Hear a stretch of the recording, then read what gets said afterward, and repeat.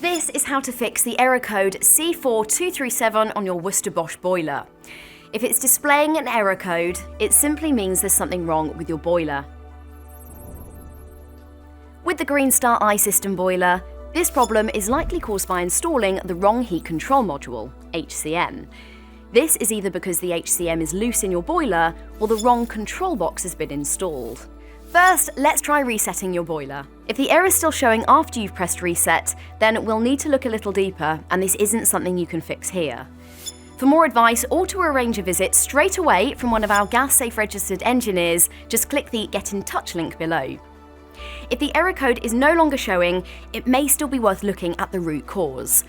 If you haven't had a service in the last 12 months, then we would advise booking a visit through the link below, as this may help to identify the original issue and avoid any further damage to your boiler.